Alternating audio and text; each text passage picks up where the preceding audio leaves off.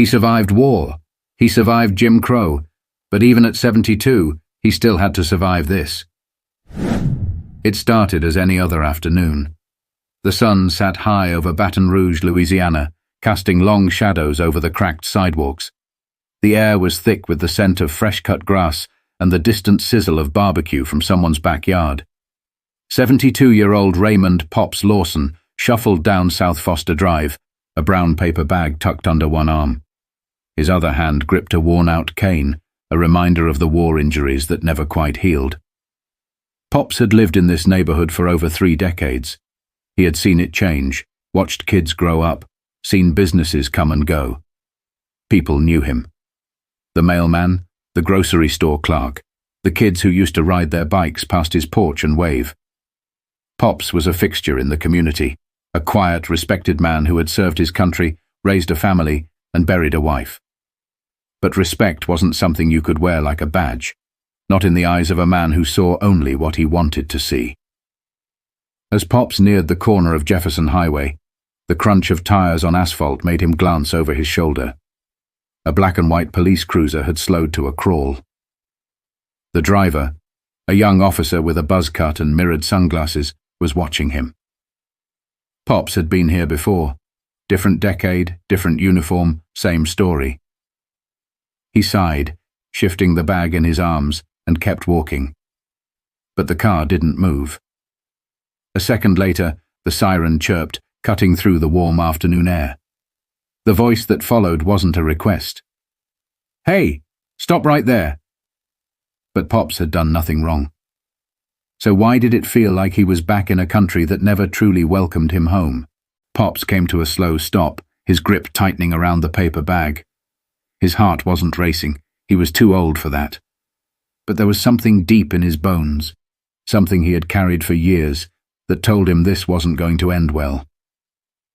The cop door swung open, and out stepped Officer Sean Daniels, mid-20s, fresh out of the academy and walking like he had something to prove. The way he adjusted his belt, squared his shoulders. Pops had seen it before. Young men like him didn't ask questions. They assumed. Daniels approached with heavy boots on the pavement. "What are you doing in this neighborhood?" Pops raised an eyebrow. "I live here." Daniels gave him a once-over. The old jeans, the faded Vietnam veteran cap, the heavy boots that had seen more battles than the young officer ever would. He didn't look convinced. "Where?" Pops nodded toward the block ahead. "2 streets over." Daniels let out a dry chuckle, shaking his head. "You got ID on you?" Pops exhaled sharply. He had been here before. This script, this tone, the way Daniels stood just a little too close. "Son," Pops said, shifting his weight onto his cane. "I'm 72 years old. Been living here since before you were born. Why don't you ask somebody? Go knock on a door." Daniel's jaw twitched. "That's not how this works. I asked you a question and I expect an answer." Pops studied him. The kid had that look. One bad decision away from making this worse than it needed to be. "Groceries," Pops said, shaking the bag slightly. "Walking home. That enough for you?" Daniels took a step closer. "Not really." There it was. That shift. Pops knew it was coming before Daniels even reached for his radio. "Dispatch," the officer said, pressing the mic near his shoulder. "Got a suspicious individual on South Foster. Older black male, possibly loitering, claims he lives in the area. Gonna need backup." Pops's stomach tightened, but his face stayed calm. But this wasn't about loitering. This wasn't about ID. This was about control. And Daniels wasn't done yet. Pops set his jaw, adjusting his grip on his cane. He had been through war. He had been through Jim Crow. He had fought battles on foreign soil only to come home and fight another one just to be treated like a man. But here he was, at 72, explaining himself to a kid who didn't know the first thing about respect. Daniel's hand rested on his belt.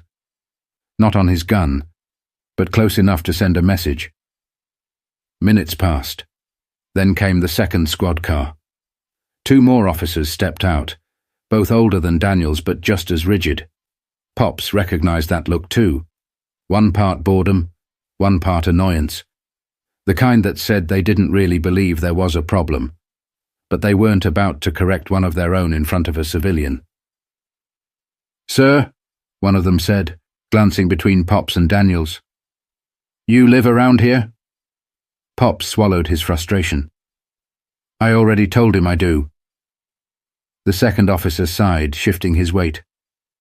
"Let's see some ID, then we can all go about our day." Pops patted his chest. His wallet wasn't there. His stomach dropped. It was on the kitchen counter. He had taken it out to check some old VA paperwork and forgot to grab it before heading out. He turned back to Daniels.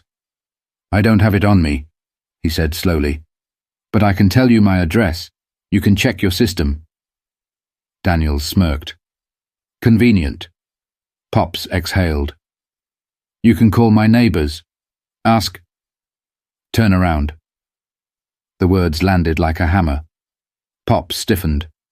"For what?" Daniels stepped closer, the weight of his badge making him bold. "I'm detaining you for further questioning. If you got nothing to hide, you'll comply."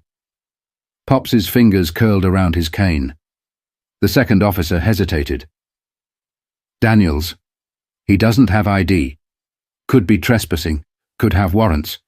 I'm not about to let some old man lie to me and walk away." Pops's jaw clenched. He had ID. It was just sitting 5 minutes away on his damn kitchen counter. Before he could say another word, Daniels grabbed his arm.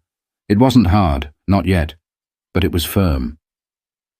"Turn around," the rookie repeated. Pop's knees locked. The world around him blurred, and for a second, he wasn't standing on a warm sidewalk in Baton Rouge.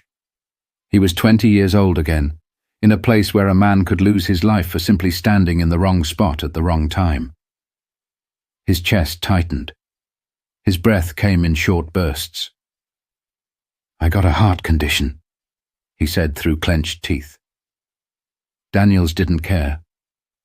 The hands that had once repaired helicopters under enemy fire, that had built engines and fixed transmissions for the community, were now being yanked behind his back like he was some kind of criminal.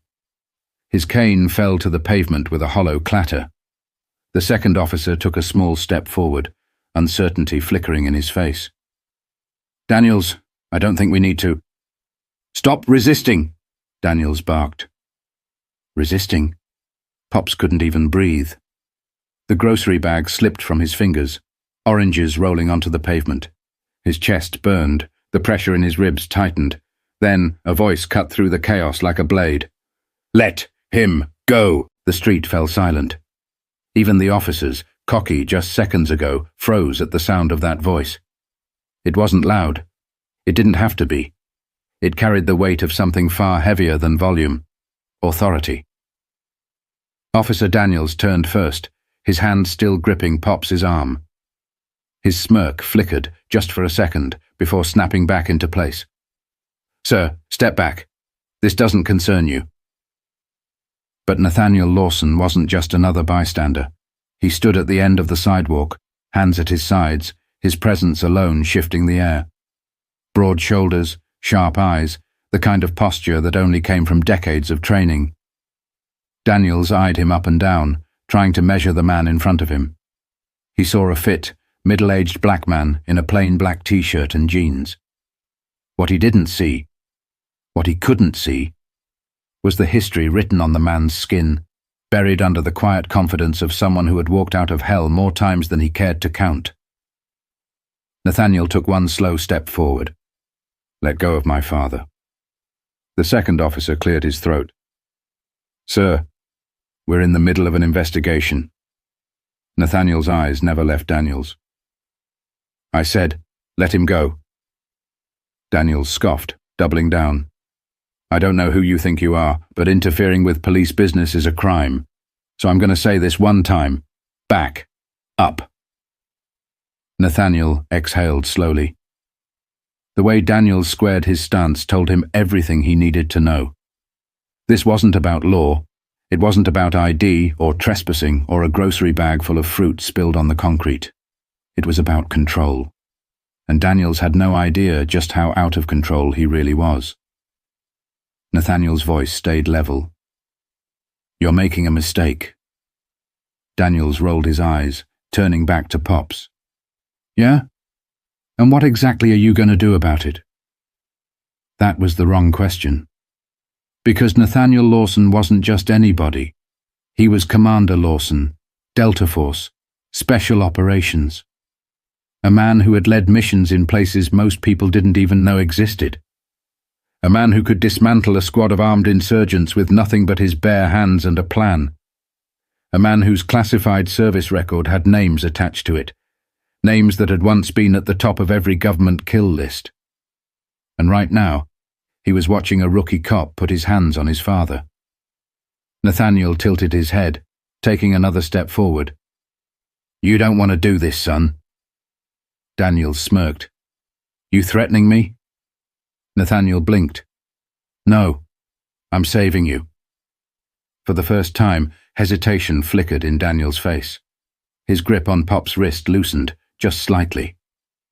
Nathaniel turned his gaze toward the second officer. "Check the system. His name is Raymond Lawson. He's been living here since 1988. Or do you need me to make a call?"